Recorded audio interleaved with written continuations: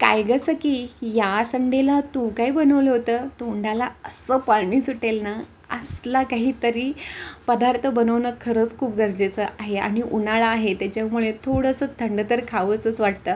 आमच्या इथे 45 रुपयाला एक पीस मिळतो. त्याच्यामुळे मी पाव किलो पनीर आणून घरीच ही रसमलाई बनवायचं ठरवलं. मग त्याच्यासाठी काय करायचं, व्यवस्थित हाताच्या साहाय्याने व्यवस्थित मॅश करून घ्यायचं आणि नंतर आपला पाठीमागच्या हाताने असं व्यवस्थित पुढच्या बाजूला ढकलायचं. म्हणजे त्याच्यामधल्या ज्या गुठळ्या आहेत त्या व्यवस्थित कमी होतात. 4 ते 5 वेळेला ही प्रोसेस रिपीट करायची.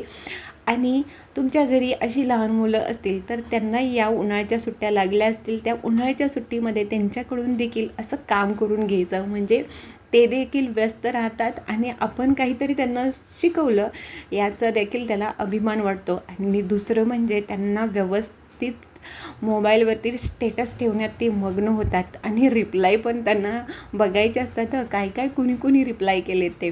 मग या उन्हाळ्याच्या सुट्टीमध्ये तुम्ही देखील मुलांच्याकडून ज्याला जे काम जमतं ते काम त्याला द्यायचं आणि त्याला देखील आनंद घेऊन द्यायचा.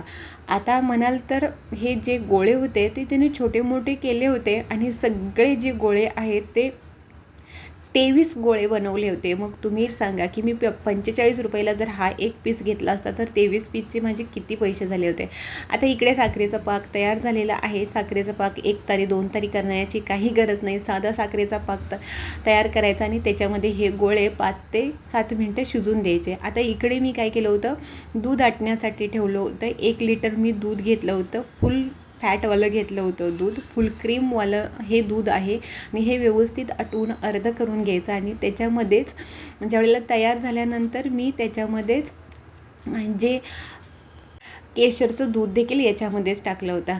आता आपला जो पाक आहे तो थंड झाल्यानंतर व्यवस्थित त्याच्यामधलं जे पाणी आहे, एक्स्ट्राचं पाणी आहे ते काढून घ्यायचं. नाहीतर आपल्या रसमलाईमध्ये जास्त असं पाण्यासारखे लागेल आणि जे रसमलाई आहे त्याचं जी टेस्ट आहे ती कमी लागतं. त्याच्यामुळे एक्स्ट्राचं पाणी काढून घ्यायचं आणि जे आपण दूध आटवलं होतं आणि त्याच्यामध्ये साखर देखील टाकायची.